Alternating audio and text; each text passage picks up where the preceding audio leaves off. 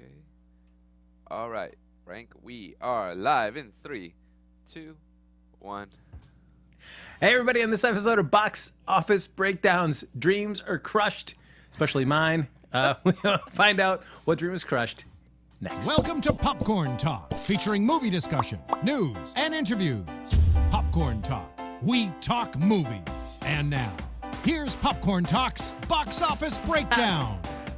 Hey, everybody, welcome to the Box Office Breakdown, or as Neil refers to, because of me, the Sour Hour. The Sour Hour, Frank. That's right. That's right. So, as always, folks, this is the show where we look back at the box office that was, and then we like to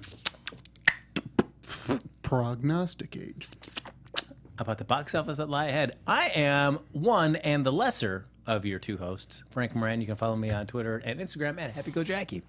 And I'm Neil, and I'm greater only because I'm taller. You can find me at places where you find people at the Neil Plumley, which is TheNeilPlumley. And our two lovely other co-hosts, Kari Lane, she is busy in Sundance. Amy Cassandra Martinez, she is busy at the SAG Awards. Please follow them on social media to see all the shenanigans that they're up to. But it'll just be Neil and I just chatting about movies. Just chatting about what happened in the box office this weekend. And I'm very eager to get to our topics of discussion, Frank. What do we got? Why don't we just dive into the top five? This is getting really sad really fast. Coming in number one was Jumanji, Welcome to the Jungle, another $20 million, dominating the top of the box office for the third week in a row. There you go. I assume by this point, I mean, Sony's got to be excited. They've got another kind of potential franchise on their hands. So yeah. It is just a matter of when, not if, we will see another sequel to this film. I think you're right, Frank. Yeah. So interesting that we have not seen any sort of kind of hints of like, hey, we're thinking about planning dates, or going to be talking to writers, or are we going to try to lock down any of the stars, if we were talking about last week, to have them as just like play the avatars for different actors being in there. So no talk of that yet, but then again, The Rock is incredibly busy as well too. But he likes to stay busy, is the thing. So other actors, when you're like, oh, they're very busy, they probably don't want to do it. Dwayne Johnson kind of likes to stay busy. He's been in like, what, 5 films this year or something like that? Yeah. Or, I mean, not this year because it's January, but, you know, he's been in 5 films. I think it's been like 5 for the last 12 months. And he's got Rampage coming out in April. There you go. The kid likes to stay busy for sure. All right, so Neil, you make it big in the movies. You're a big famous movie star. Yes. Which we know is also a matter of when, not if, that will be happening. It's now. It's happening now. Would you find yourself playing, emulating kind of the career motivation of The Rock, or like even like go old school, more of like a Michael Caine, or somebody that's going to be in a lot of films? Or would you be somebody like Daniel Day-Lewis, who's going to be more selective and just going to be long gaps between projects? You know, Frank, I'm going to go in the middle there. I'm going to split the difference between those two, and I'm going to say I want the ideal career for me is Sam Rockwell's. Oh, okay. So good movies with some great parts. Yep. A lot of character parts, and just seems like he has a lot of fun, especially with like the recent string of Martin McDonagh movies he's been in. And then I'm also going to call back, Galaxy Quest, Moon. He was in Iron Man 2. It just seems like a blast. He was entertaining in Iron Man 2, but I just felt like the movie didn't give him enough to do. Sure, yeah. So I don't blame him. But as far as from like an actor's perspective, yes. That'd be his roles that he plays and the amount of movies that he's been in. That's the kind of career that I would like to aim for. Real quick, can I just say how great Moon was? My Sure. God, that movie was something else. Sorry, I just love that movie. No, that's right. That is Anthony in the booth, as always, chiming in. Very appreciated, as always. Get to hear his thoughts about films. Anthony's the best. He speaks in our ears. That's right. Yes, I do. That's what I do best. Directly to you, the listener. Right here. There you go. I did watch, it was like 3 months ago. I caught it on cable, the Anna Kendrick, Sam Rockwell movie where he's an assassin that falls in love with her. Oh. I can't remember the name of it, but yeah, it kind of came and went from the theater. Yeah, it did. It was like in and out like a splash. Yeah, it was fine. Yeah, it was fine. Yeah, I mean, it's not terrible, but it's just a definition of just kind of a meh movie. All right. Yeah. Speaking of, I guess we'll talk about that after the top 5. Another meh movie I saw. But coming in number 2, also the subject of this week's box office bet, 12 Strong. Woo! Woo! The horse soldiers. That's right. From Warner Brothers. Not centaurs. They're people on horses. $16.5 million. Funny story, folks. Hilarious story. In my head, I was watching the box office results this whole weekend because I know we got the box office bet on this. You're tuning in? I'm watching. I'm typing in Box Office Mojo. I'm watching on the Friday results, the Saturday results. Right, you've refreshed your page? Yep, got to keep up to date with it. Confident in the fact when I said, oh my gosh, they're going to say 12 strong is probably going to do about $15.5 million. That's what they're predicting on Saturday morning. I'm like, hot damn. I predicted 15 million. I am set. I thought it was like, oh, and I was on the high end too, wasn't I? 15 million. All right, that's great. I came in top, and everybody thought I was a little too high. Nailed it. Come just 30 seconds before we roll on the camera. Ago. 30 seconds before we start rolling on the show. I'm like, man, I nailed it with that 12 strong. And he opens his mouth and tells me, Neil, I'm so glad about my box office. I was keeping track of this movie, and I'm really confident with my bet. I'm really happy that I won. Yeah. Neil had to quickly crush me and say, what, Neil? I said that you lost, Frank. To which I was like, what? You lost. Frank bet $28 million for 12 strong to make 28. Kari bet 25. Amy got second place at 24, and I bet $22 million, which makes me the prognosticator of prognosticators. As I said before the show, like I even saw a tweet from Star Drew talking about this, and I was like, I don't know why Star Drew's saying that I have to see this because I know confused. I grabbed 15 million, so I am set. Neil will, of course, let me know when he reads the results. I'm like, of course, I'm right. I do not know how I just let 28 million just slide right out of my head. It's not even similar. Nope. To 15. 15 just slid right in and go, yep, that is my pick. Damn, I got to go see this movie now. Yep. Oh, all right. Good deal. Man, talk about like you missed it by like 13. Yeah, it wasn't even near. But talk about like a Sunday where I'm like, I came in here with a little strut to my step, and now I'm just walking. Little hop to your clop. Yep, gonna leave with the tail between my legs. Like a horse soldier. Like. Ooh, yes.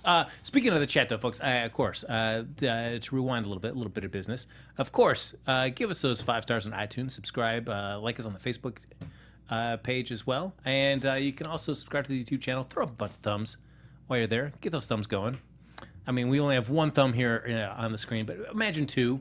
And imagine at least 4 other thumbs kind of floating around here as well, too. And, of course, the chat's up and running, so feel free to chime in about any movies that you've seen, about the box office in general, or just my, just general stupidity at not being able to remember what my box office bet was. Hot dog, I gotta go see 12 Strong. That really changes my week up. It really switches the mood. Yep. For your week there. I was like, hey, I just get a rest. I get to relax. I was like, I don't have to go see 12 Strong. I'm good. Nope. Coming in number 3, Den of Thieves. From Screwed Gems, $15.3 million. Oh, the old thief den. Yes. And the reviews have not been very favorable on this film at all. I can't imagine they would. Just basically saying like combining like your generic kind of cops and robbers movie, but also grafting on some of the usual suspects on there as well too. Okay. So, like the bad bits of Bad Boys and the bad bits of Usual Suspects. There you go, put together, and all of a sudden, and also Heat as well too. So you're going to see something from the cops and robbers both side kind of thing until they eventually kind of meet, and then you throw in a little Usual Suspects on top of that at the end. And then produced by 7-Eleven. That's right. Straight to DVD. That's right. So I won't be rushing to go see this one. Probably me neither. Yeah. I know last week I said that I recently saw a different trailer for it that made it look a little bit better. I don't think that trailer makes it look good enough still. Just makes it look a little bit better. A little tad. It's just skosh. Yeah. Number 4 is The Post, the Tom Hanks Meryl Streep joint from Fox, $12.1 million. Oh. You seen it yet? No. All right. I was going to again on Saturday, but then I fell asleep. Well, it didn't work out. Did you watch it in your dreams? I thought I did. All right. And then I woke up and I realized actually in my dream I saw 12 Strong. That's a nightmare. When I will be living. It was actually 13 Strong. Totally. It was the sequel, and they were centaurs. So it was really cool. Look at that. We just can't have men ride horses. Now they have to be part horse. That's how we're going to Imagine how much better the reflexes will be. How much faster they'll run. Give them guns. I hope Chris Hemsworth comes back for that. 13 Strong, the Legend of the Centaur Soldiers. That's right. Fingers crossed. I mean, because it seems like Thor 4 is not going to be happening anytime soon. So, one can only hope. Sidebar for a hot second. There was, because he did say like, hey, I'd be definitely interested in doing that because me and Taika, we hung out on New Year's Eve. We talked about like, hey, we really kind of set something up nice that if we want to do another story, we could take it on a lot of fun places. And then he talked to Kevin Feige and said like, hey, we'd like to do a lot of cool stuff. And Kevin Feige said, you know what? Main priority right now is Avengers: Infinity War. Not going to really think about anything else until after that's done. Yeah. So, yeah. Now with everything that's going to be happening with 20th Century Fox, I don't know if another Thor film, if it happens, would be happening anytime soon. I don't know if it has to. He can just be an ensemble character. Yeah, but if you had Chris Hemsworth saying, like, you know what, I'd like to do another Thor film, and this last one was received really well, don't you think you'd want to make room for that in your production schedule? Yeah, maybe. But they're also trying to pump up your new heroes. True. They're trying to give audiences a good influx of new characters. Especially with the way that the social climate is going, they want a whole brand of female characters. Hence the Black Widow movie. Mm-hmm. Which, if it's anything like what I think Red Sparrow is going to be like, it could be pretty good. Yeah, but I also think, like, I understand because Marvel's got to keep, especially unlike comic books, you got to keep generating new actors and films and franchises inside your kind of fiefdom there. But I still think you also got to mix it up with the some of the classics, especially if you have somebody that still wants to stick around for a little while. Yeah. Just keep that. You got to show some love. I guess so, but I don't know. Maybe they're like, we barely skated out with a popular movie with Thor Ragnarok. Yeah, do we risk going back for a fourth one? What if it kind of ends on a sour note? Right. And so if they just keep him as an ensemble character, then he's always at that high note. Yeah, that's true. Well, I mean, and then they kill him off and they bring in a female Thor. That would be very cool. I would like in 10 years. I don't even need to see him killed off. If they do something where they have now in the comic book where they just have him kind of unworthy and still hanging around, I'd still be totally down for that. You're right, because if they killed him off, they would just have him on a cliffside in Norway, and then he would just disappear. Oof, that was a low moment. And that wouldn't play well again. In his street clothes. Got to be in your street clothes. Rounding out our top 5, The Greatest Showman from Fox, also $11 million. Bringing its total so far domestically to $113.4 million. And the legs on this beast.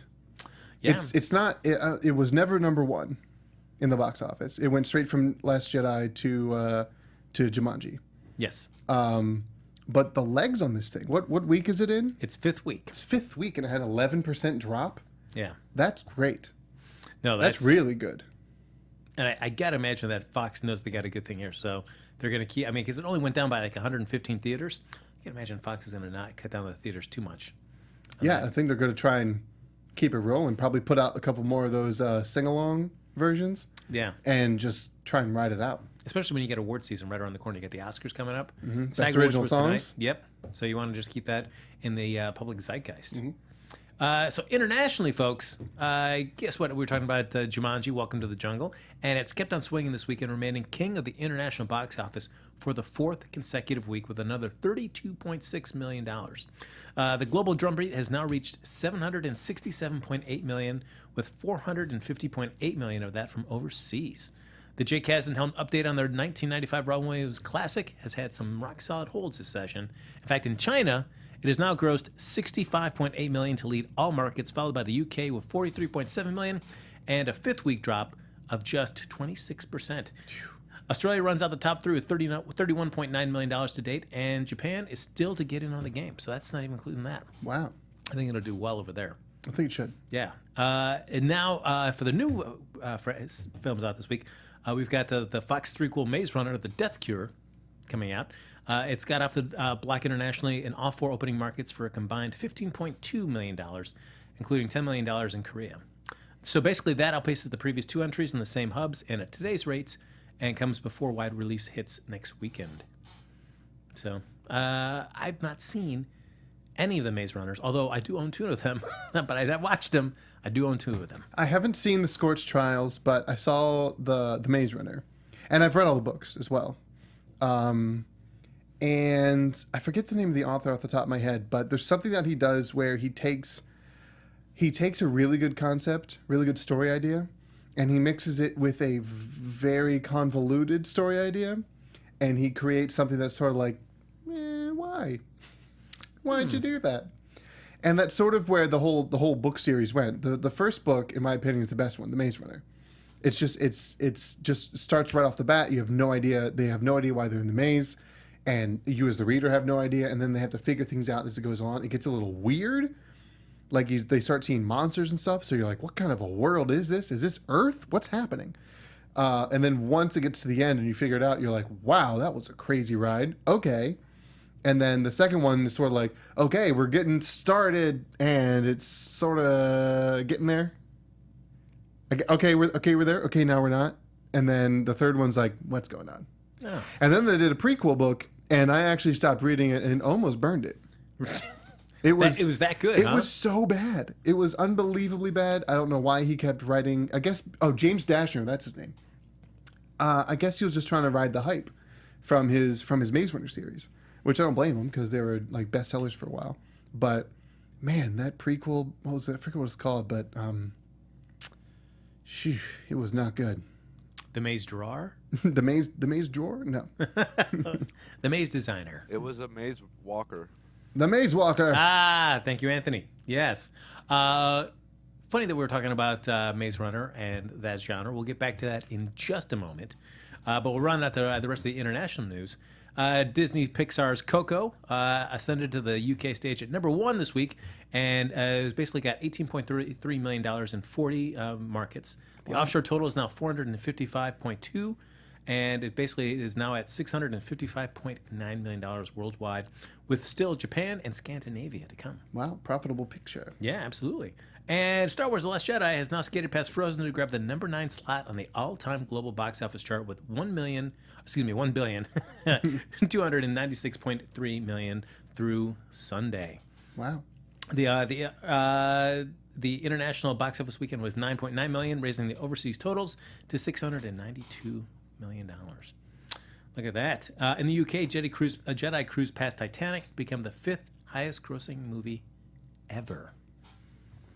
Wow. Look at that. Man, it just seems interesting compared to, I guess it's always interesting, international films, international releases and acceptance as opposed to domestic. Yes. Where if you were only to base that on the domestic, you might think like, nah. But internationally, can really grab a hold on a lot of different audiences. I really wish someone would take the time to do a lot of math and figure out what the inflation adjustment would be for global totals. But that is, I can't blame anyone for not doing it because that has got to be so difficult. Because they have to take in inflation accounts for every market that the movie's open in, and adjust that while also combining it with every other adjustment that you've just made. So, I mean, we only have inflation adjustments for domestic releases, which makes sense because we know what our dollar is. Yeah. But it makes me curious because, I mean, you still have Gone with the Wind as the adjusted for inflation highest grossing domestic release of all time. Yes. Because everyone saw that movie. Everyone in the entire country saw that movie like twice. But obviously with like Avatar, Titanic, and stuff like that, with things are moving overseas, they're making a lot more money. You just don't know how much that is inflated for the years. No, that's very true. Mm-hmm. And it'd be interesting to see just internationally, just how well regarded or watched like something like Gone with the Wind is. Yeah. Is it? I mean, certainly those cinephiles that are looking like, yep, got to watch this because it's a classic. But just to the general mainstream audience, they're like, nah, Gone with the Wind. What is this? How old is it? That's not for me. Yeah. No, thank you. They'd run away at the runtime. Oh, yeah. I have to sit down for 3 hours? No way. Am I to get my portrait taken? Yeah, do you get excited when you hear like a runtime is 3 hours? I mean, I guess it all depends on the film. Yeah, well, I grew up with 3-hour movies. Aside from, like, you know, Land Before Time and Scamper the Penguin and all those kid movies that, you know, you burn out my VHS with. Like the first like adult movies I would watch with my dad were like The Patriot, Braveheart, Matrix, Titanic, like all serious runtime movies. And so I sort of grew up with an appreciation for like 2.5, 3 hour plus runtimes. And actually there was a moment when I was in high school when I was like, I forget what it was, like X-Men or something like that. It was like under 2 hours. And I'm like, what's the point? What are you giving me this 2 hour runtime? What are you giving me this under 2 hour runtime or something like that? I would prefer not to know the runtime, to be honest. Because then sometimes it does turn me off, or I'm just like, I don't know, I like it to be a surprise. And then I check it out. Once it's done, I check the runtime. Yeah. Sarah in the chat, Sarah Brockle, says, question, should Hollywood just take properties like Transformers and make them just for China? Yes. At this point, yes. Given the current state of this franchise, absolutely. I don't need to see another Transformers film.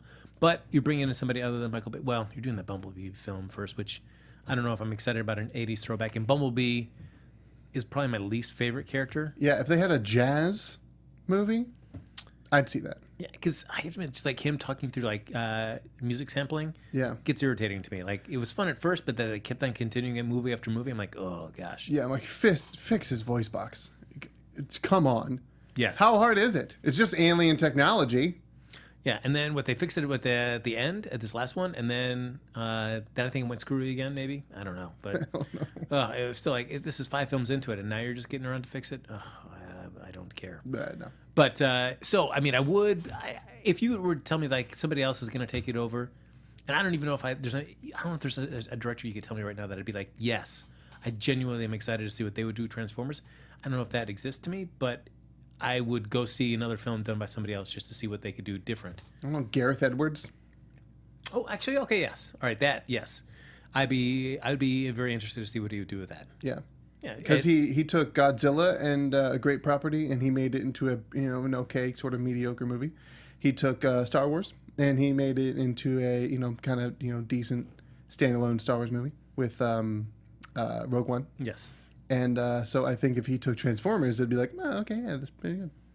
Yeah, which I think it would be high praise for a Transformers film at this point. Probably by far. Yes. If I could come out of Transformers film and just say, well, I don't know, because the first one was good. I mean, it was better than I expected it to be, for sure. Yeah. But I also still felt it got just the design of the Transformers. It was just like these gray pieces of metal just like forming and shaping and moving around each other. Anytime they'd start battling, you'd really lose like a sense of like who is who and what's going on. Yeah, I think it took them, if I remember right, they had render farms for the post-production for that movie. And they also made like real life, before they made digital models, they made real life models. Or I guess simultaneously, because they would have constructed them in 3D and then built them in real life, just to see if they could transform and make it like reasonable. And that was like one of the big things that Michael Bay wanted. He wanted them to actually seem like they could transform the same mass into a different shape. And they can. But that led to a lot of like little thin pieces just like sliding in and out and just looking really weird. And the other thing, yeah, like I said, when they had these render farms set up when they were going through post-production, and I might be wrong, but it was, I can't really remember, but I remember it was like a considerable amount of time, like maybe like 2 or 3 days to render a frame. Wow. That a Transformer was in for that movie. A frame. Great. And 60 frame, or 60, but like 30 frames per second. 29.98, I guess if it's digital, but that's a lot. That is a lot. It was a pretty good movie too. It was in length. It was like almost it's like rocking up on 2, I think.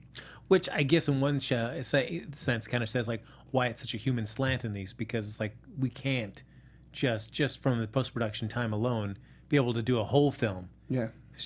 Beginning to end just purely Transformer based. It'll kill us. There's just not enough time in post to do this. Well, that's the thing, because when when they're Transformers in a human movie, they have to be photoreal. But if it's Transformers in a CG movie, it doesn't have to be that good. Yes. Because the reason it takes a lot of time is because you need to copy the same lighting and shading as everyone else in the picture in that frame for that CG robot.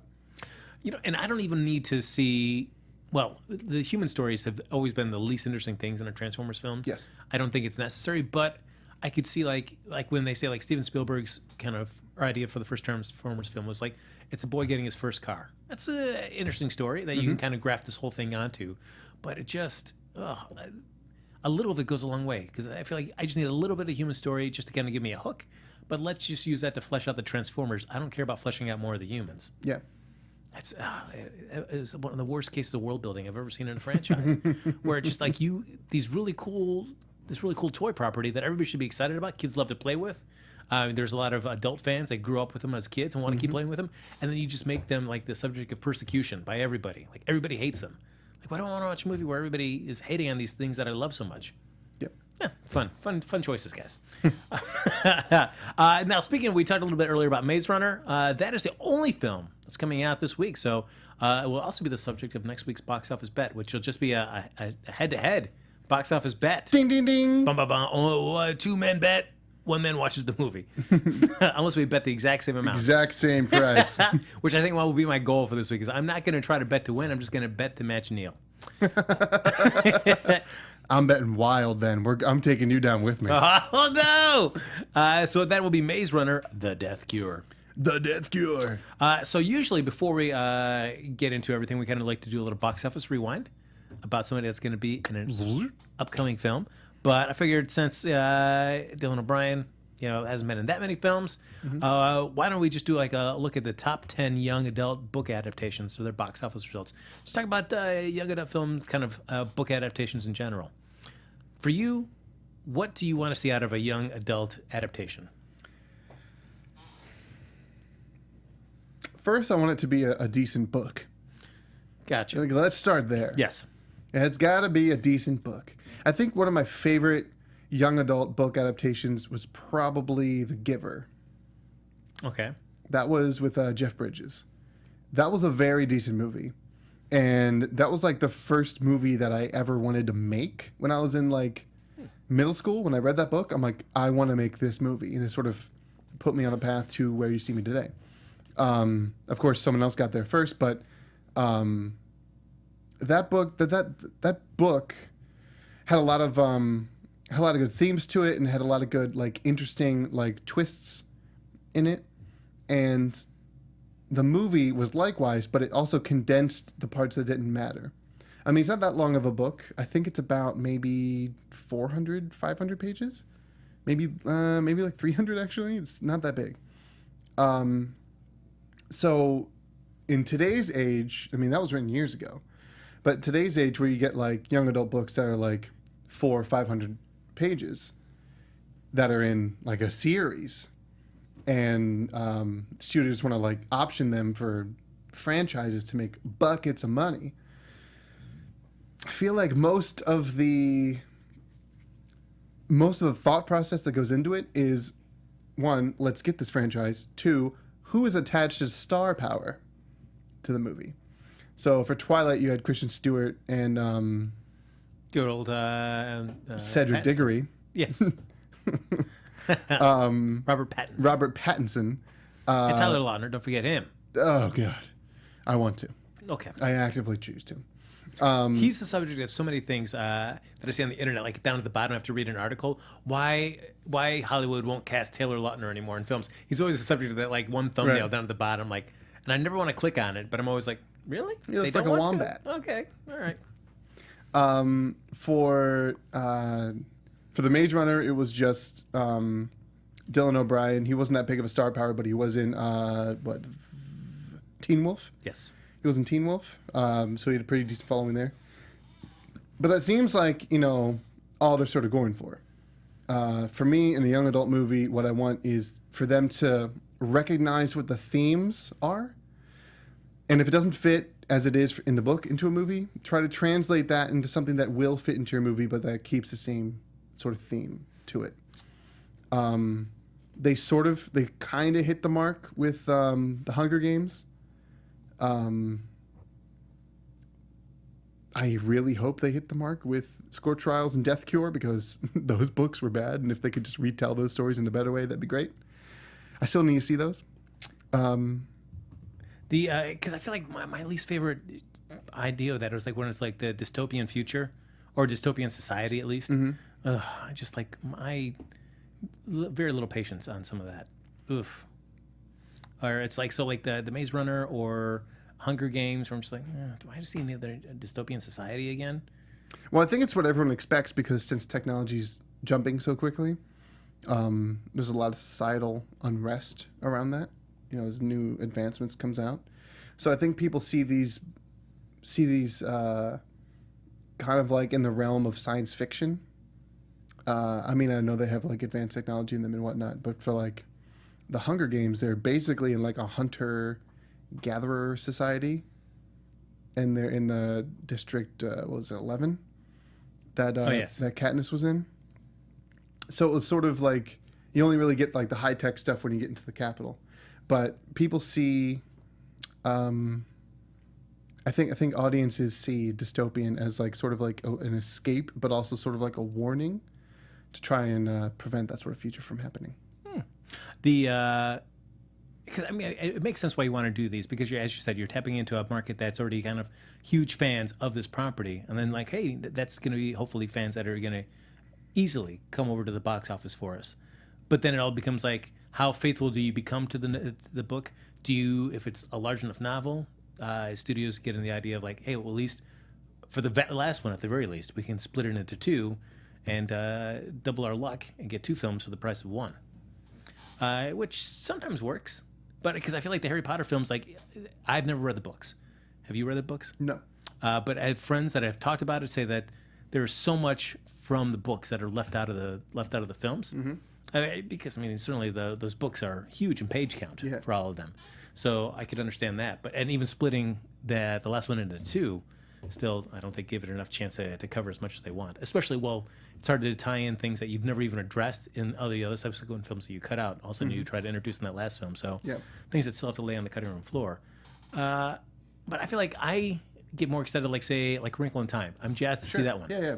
Because I feel like, all right, that's going to be, it's cool, it's fantastical, it has time travel involved in it, but I don't know, it's like not seeing a society that's just like, we got to just, kill ourselves to survive. Like, oof, I'm kind of done with that. I'm interested in Ready Player One coming out. That's true.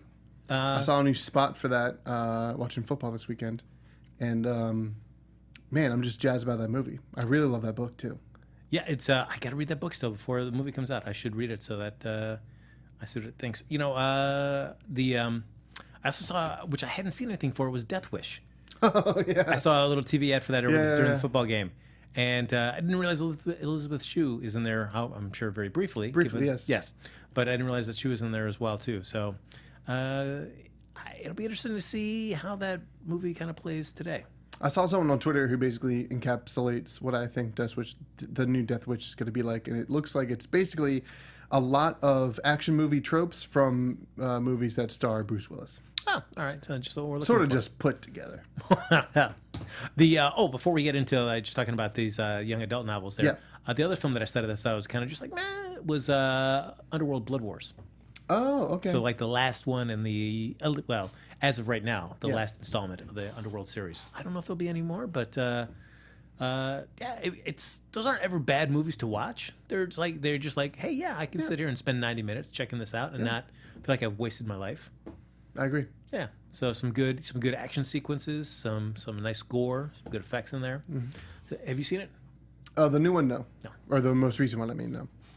It's still the whole thing with Scott Speedman and Michael, like that. For whatever reason, that whether he didn't want to come back to the franchise or producers didn't want him back, and they had to still find out a way to address his character going forward in the franchise. I always felt like that was kind of a hiccup in this franchise. I'd love to know what the real reason is for why he didn't continue on with it, but we'll see.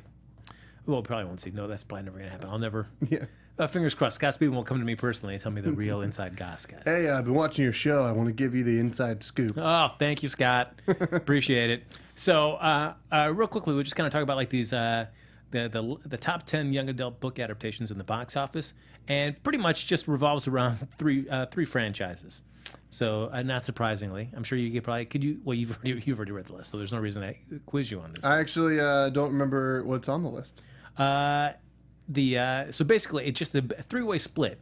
Surprisingly, Maze Runner didn't make it in there.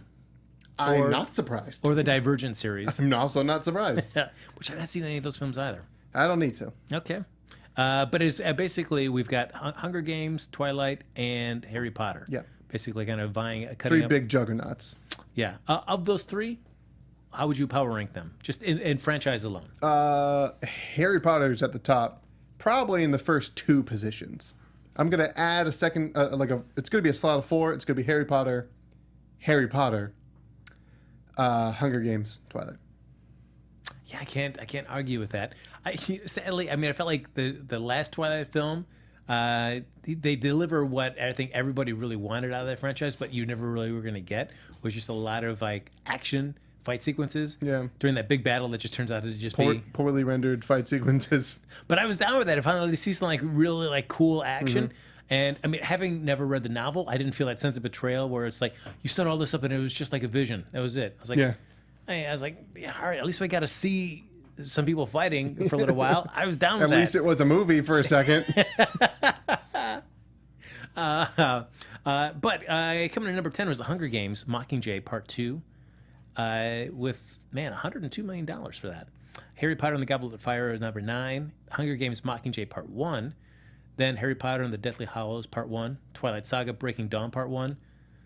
Twilight Saga Breaking Dawn Part 2 actually came ahead of Part 1. Look at that. Of course. Because of the action. People heard about that cool fight They're scene. like, wow, there's an action scene in it. Gotta see it. That means it's a movie. The Twilight Saga New Moon. Hunger Games Catching Fire. And number 1, Harry Potter and the Deathly Hallows Part 2. Oh, yeah. Coming in, that was $169.1 million. That was the highest grossing, the biggest opening weekend of all time when it came out. It's but now we get like Fantastic Beasts, and there's certainly much kind of controversy going around with the Johnny Depp casting in there. Sure. Which I felt like that his casting stuck out. Even withstanding the stuff that's happening with him in his personal life, influencing that. Even with that not factored into it, it just seemed weird to see him in that franchise. Colin Farrell did such a great job. It's like, I don't know why we need to have that bait and switch kind of reveal to give us Johnny Depp. That actor switch was really weird at the end of Fantastic Beasts. Yeah. I didn't care for it. No, and there's just something to be said where it's like the Fantastic Beasts ones, even though this is kind of set partly in America as well, but it is like a British kind of sensibility, so it's usually British actors, even if you wanted to play American roles. So to see an American in there, it's like, that also seems kind of weird too. Well, the British guy was playing an American role, and then the American was playing a British role. It's kind of weird. I mean, they're actors; they can act, sure, but I did not care. I really just honestly didn't care for that switch with Johnny Depp. Yeah, in the first one, I didn't. I saw that happen. I was like, oh well, that's sort of a sour taste in my expectations. Yeah, it's like, oh well, that's not fun because he was great. Colin Farrell was doing great. Why do we need to switch him up? Doing fine. Yeah. Why couldn't it have just been like a little disguise where like he had a scar and that went away, or like his hair color changed, or both? Yeah, but. That as much as I like the production design for that film, I don't know if I'm really jazzed about seeing another one.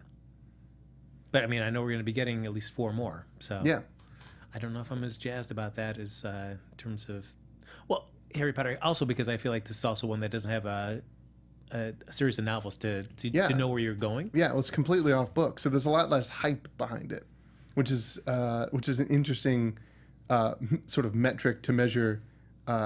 Like how excited you are for a movie, because when the final Harry Potters were coming out, when they're finally like in pop culture and like when it was coming out, everyone's like, oh my god, what's the next Harry Potter coming out? They would be coming out, and in tandem, like the books would be coming out, not the same ones, but so people were getting stoked for like like the 7th book to come out, and then like the 4th movie was coming out, and people were like, oh my God, freaking out. And it was all over the news, like, oh, the new Harry Potter, and everyone's talking about it. So everyone's really hyped up about it. With this one, it's just a movie. Yeah, I mean, even though they're fleshing out an aspect that's been kind of talked about in the books, with Dumbledore and Johnny Depp's character guy. Grindelwald, yes. So talking about that whole huge battle and it's kind of leading up to that, still we don't really know all the ins and outs of that story. So we're just kind of seeing what J.K. Rowling has in store. Yeah. I mean, she's attached to Wright, I believe. Which she wrote the first one. So I mean, at least if that's the case, I mean, at least I feel like, all right, then it's not, you're not giving it over to somebody else to kind of either adapt something that she's going to give them, but it's actually just her thoughts and her ideas want to execute this. So, but is it going to be kind of like a George Lucas Star Wars thing where you kind of want to take it away from them and sort of take that universe and move it somewhere else? I don't know. She has such an ironclad lock on that franchise. Yeah. Well, yeah. And rightly so. Mm-hmm. I mean, if you see everybody who's gone over to a Universal theme park, there's just, anytime you go into the Wizarding World of Harry Potter, there are certain things you can and can't do in that land, certain things that have to happen only in that land, certain ways you can only get beverages served to you in that land and no other. So, because that's what JK wants, and what JK wants, JK gets. Yeah. So, ladies and gentlemen, of course, we've got the Maze Runner, The Death Cure. The Death Cure. Coming into the box office for this weekend. So before we do our box office bet, we'll do a look at next week's top 5. So now, just for our edification here, good old Maze Runner, it's going to be opening up from Fox on 3,800 screens. 3,800? Now, it's at least going to make $50 million. At least. Now, the Maze Runner and the Maze Runner of the Scorch Trials, they opened in 2014 and 2015. This is supposed to open in 2017, and then Dylan Bryan got injured. Yeah. So then that kind of delayed the opening until now. Mm-hmm. But in 2014, it was on 38 screens. And in 2015, it was in 3792. So this is going to increase the screen count. But in terms of box office, the first film did 32.5, and the second film, even though it was on slightly more screens, only did $30.3 million. Yeah. So I feel we might definitely on a downward trajectory. But as to how far down? This whole climate of cinema in the box office has been on a downward trajectory. But, you know, I feel like other than like Harry Potter or even Twilight, that rabid, yes, when's that next film coming out? That even if this were a Twilight or a Harry Potter film and there was production delay, they got hiccup for a year because somebody got injured, I don't think you would still see that ravenous, like, yes, I can't wait to see this. For Maze Runner, I just don't see, not that I've ever seen it for any of it so far, but definitely being delayed a year has not like built up people's like eagerness to see this film come out. Yeah. So I don't. I mean, I can see coming in number 2. I think it'll still come in at number 1 because we have Jumanji came in at 20 this week off a 28.7% drop. That's true. I mean, it came down and it has 145 less screens. So I can't imagine they're going to drop it down too much more than that because why not? That's the only thing they got going on at the box office, and it's been holding strong. Right. But I feel like it's still going to drop. Yeah. It's going to be somewhere in the teens. Upper teens? I think maybe mids. Okay. So, I mean, if you did 30... Because if it drops like 30%, then you're looking at, what? Like 14? 14? Yeah. Let's see. Sky Patterson there in the chat's got Maze Runner to the Death Cure coming in at 28.5. Opening weekend, maybe, possibly, I don't know. Good answer, Sky. Good answer. That's kind of how we're not sure about the number. We're not going to discuss it with one another, but I'm pretty sure we're clear on the end part. Maybe, possibly, I don't know. I like that definitiveness. Like, I am going to be super confident in the answer that I've presented. Yeah. That's it. We also have Ken Jack has got Maze Runners number 1, Jumanji. 12 strong at number 3, 4 The Greatest Showman, and 5 A Den of Thieves. So The Greatest Showman getting a little bump up in the box office. You got AA Ron over here with 42 million and Tanya with 32.5. And Courtney says it's Maze Runner, then The Greatest Showman's going to have a huge bump up at number 2, then Jumanji, 12 strong and Den of Thieves. Interesting with The Greatest Showman. I don't know. I think Showman's probably going to drop another 15. I could see it's got legs on it, but I think it's going to go down another 15% or so, and I don't think that's strong enough to put it in number 2. I could see it coming in at number 4. Yeah. Because I could see Den of Thieves or 12 Strong taking a big dive. I can see the Post diving too. Post lost almost 40, but it had a surplus of screens. Yeah, that's true. So I could see. I mean, I guess I'm gonna say probably 12 Strong. I could see. All right, I will say, Maze Runner, Jumanji. Oh, I guess 12 Strong, The Greatest Showman, and Den of. The Post or Den of Thieves. I feel like I'm gonna say the Post. I don't know. I feel like Den of Thieves. The reviews have been lambasting that. I think it's gonna have a steep drop. Yeah, I think it might drop like 60, 50 or 60 maybe. So I could feel like the Post could hang on tight for a number 5 spot. I think it could. I think you might be right. Do you have a different opinion? Let's see. Death Cure, Jumanji. And I'm only saying 12 Strong just because of the military. Kind of like, let's go support. Yeah, Death Cure, Jumanji, Showman. Ooh. Strong Post. You're gonna put Showman going up to 3. I like it. Yeah, well, I mean, it was 12 Strong, Den of Thieves, and Post all did 16, 15, 12. Yeah. And I feel like their drops are going to be more significant than Greatest Showman, which did 11. Oh, so I think Showman can pull 3. This is gonna be interesting. I think actually Showman will probably make. Let's keep it lively. I think it's gonna make around 8 million. Interesting. This weekend coming up. I could see it coming in at 9. Okay. Yeah. All right. So, ladies and gentlemen, we've got the box office bet coming your way. Of course, you know how it works. Neil and I will both bet what we think the opening box office total will be for this film, and then the winner will get to brag about being the prognosticators, just like Neil did this week. I had an extra brag this week, though, because of the circumstances by which they were presented. True. Most importantly, the biggest thing to do is remember what your bet is. It's the biggest thing. For the box office bet. It's the biggest thing. It can really change the way you come into the show on a Sunday. And change your plans for the week, even. Yep, absolutely. Oh, man. It's just taking a dive for me.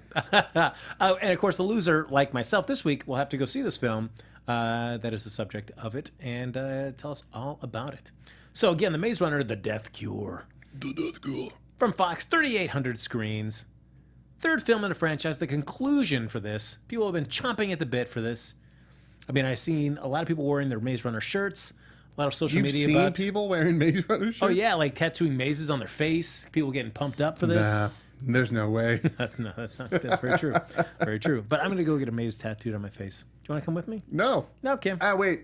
Yeah. All right, thanks. I'll bring the camera. So, of course, the last one's did 32.5, 30.3. And we will predict what this one will do. Oh, all right. Man, I really don't want to go see Can we make this into a fatal 3-way? Oh, Anthony, you want to jump in on this? Anthony. First time ever. I'll throw in my 2 cents. Ladies and gentlemen, Tony. Anthony is going to jump in from merely listening to the bets to putting a little skin in the game. Yep. Tony, you got to throw your handle in so people can chime away at you. All right. Everyone in the chat. My name is Anthony Becerra. You can find me everywhere at Tony B Dead, TonyBDED. DED dead. Sarah Blanco says 18.18 million, and then Sky Patterson. Oh, he retracted his message, but he was going at 25.5, I believe. He felt very confident, and then he retracted it. So, all right, Sky. I don't know about that. Oh man. All right. Okay. Anthony, as you are in the booth, we'll have you go first, sir. All right. I'm throwing it out there. It's gonna be 27 million. 27. All right. Balling it a bit. Yeah. Interesting. Different times. I don't think people want to see the Maze Runner right now. All right. Fantastic. Bold choice. As the winner, Neil, I'll let you have the honor of going first. Okay. Second, you mean I'm choosing 20 million. 26. 26. Oh, brother. That puts me way at the bottom. All I know is I'm securely in the middle. Anthony, thank you for coming into this. Never thought I'd sweat so much. I'm sweating so hard already. I know. It sucks when you're on the edges. It's never fun when you're having to be the subject of that box office bet. I get to relax comfortably while I'm enjoying 12 Strong, knowing I won't have to see The Maze Runner or The Death Cure. I haven't even seen the other two. I might see if I can see the Scorch Trials this week at some point. Courtney says, I think Maze Runner can do $25 million. Look at that. All right. Here we go. Sky Patterson chimed back in again with his real final answer, $20.5 million. Oh, wow. Okay. All right, so he's locked in. Way to go, Sky. You and me, we're right there together.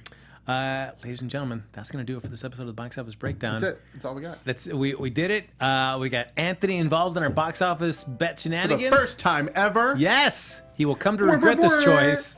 But ladies and gentlemen, thanks so much for joining us there. Thanks for everybody for hopping in the chat. As always, folks, like us on Facebook. Give us those 5 stars on iTunes. Subscribe to the YouTube channel. While you're there, throw 1, throw 2, throw 3, throw 4, throw 5, throw 6, throw 7, throw 8 thumbs up there. Why not do that while you're there?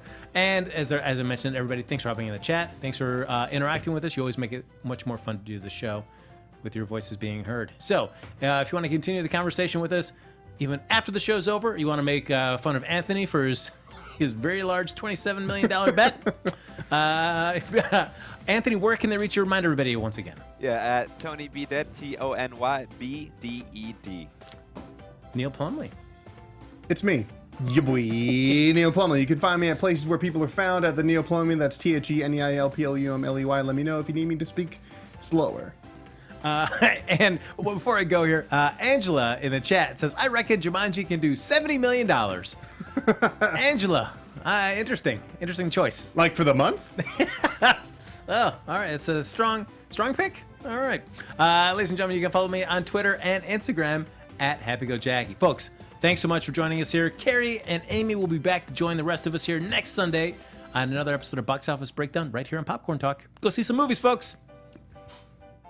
From producers Maria Menounos, Kevin Undergaro, Phil Svitek, and the entire Popcorn Talk Network, we would like to thank you for tuning in. For questions or comments, be sure to visit popcorntalk.com. I'm Sir Richard Wentworth, and this has been a presentation of the Popcorn Talk Network. The views expressed herein are those of the hosts only and do not necessarily reflect the views of the Popcorn Talk Network or its owners or principals.